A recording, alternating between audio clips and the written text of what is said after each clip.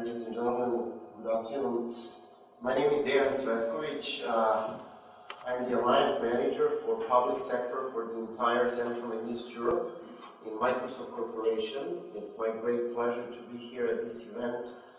And I will be talking about eBelgrade or the implementation of some of the e-governance services at the city of Belgrade, the capital of the Republic of Serbia. Just a few comments and few reflections back on the previous presentation. When we talk about the e-government in the Republic of Austria, at least in Serbia and the Adriatics region, as well as in the Central and East Europe, we always kind of use the implementation of e-government as a role model of innovation and proficiency. What I'm going to talk about with regards to the Belgrade's implementation of e-government is certainly not at the level of sophistication that we see in the unified portal approach in the Republic of Austria's e-government implementation. But as you probably know, the economic power of these two countries is totally different, and making a very first step in the e-government implementation in one municipality or one regional government, such as the government at the Belgrade level, is actually a huge step forward from paper-based full administration and bureaucracy rule that has been in place, obviously, for the number of years. So, e-government, in my personal opinion, and I've been dealing with the public sector through Microsoft Corporation over the last 16 years, e-government is certainly about big, bold goals and big aspirations, vision, the mission, the definition of the steps, and analysis where you are today, where you want to be, and what are the steps to bring you there. However, having small wins, having small steps, but successful steps on that path is actually what we are always aiming. Because e-government changes the way that things are done in the public administration, and the public civil servants and also the government officials are usually very afraid of the change. So you will always see a great level of people being against of the new processes, introduction of new information technologies and things like that. And again, it's very important to have small steps, make them successful, give away the tools for free, as we heard in the previous presentation, to generate the critical mass of the users. Once we have the critical mass of the users, then the story propagates itself.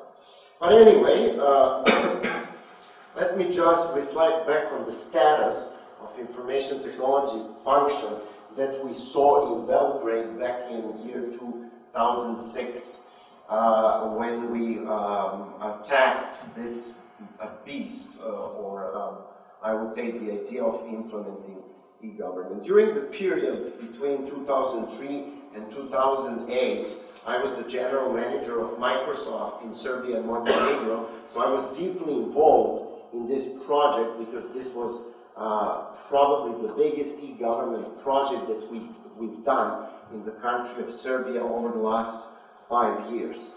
So the city of Belgrade does have one institute. It's called the Institute for the Information Technology and Statistics. It was established in 1974. And frankly speaking, probably the last purchasing of the information technology equipment that was done at that institute was done at that year. I remember that I was going there as a student, as the pupil actually of the mathematical gymnasium in Belgrade. I went there to run computers, and I was actually enjoying listening to the big noise of IBM mainframes, using the tapes. I have a movie, I will show that movie to you.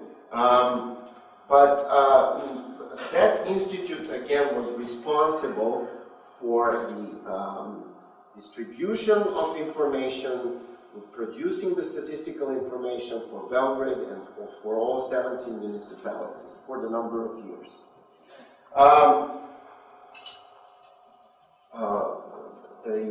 The gentleman who was before me on this stand here was talking about the importance of the registers or the registries. We actually faced some 34 different registries. And again, to go back to your point, you said that the information should somehow be harmonized or unified.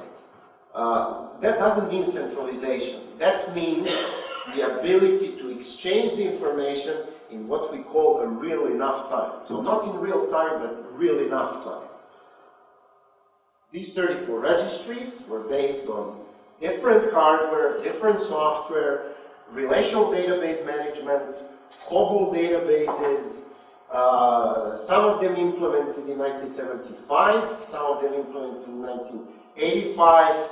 Nobody knew what interoperability really means. Nobody knew what integration is.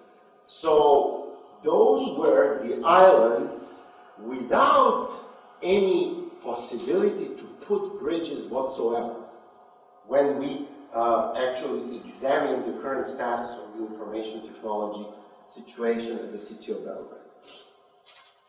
Totally non-reliable, totally proprietary, with the modules of the mainframe going up and down every several months, with air conditioning systems not being sufficient to really make the temperature level between 18 and 20 degrees and things like that. And very important to say, at that time, there was really no talk about the commonly adopted industry standards with regard to software modules. So this is why we say that the system was closed or totally proprietary, without any ability to perform the maintenance that it is done so you can upgrade the system to the better technology, and without any ability to bring new machines and connect those machines to the system. The only possibility was to use the paper tapes and those, if you remember from the old days, those paper cards that were used both for the information exchange and also for the source code.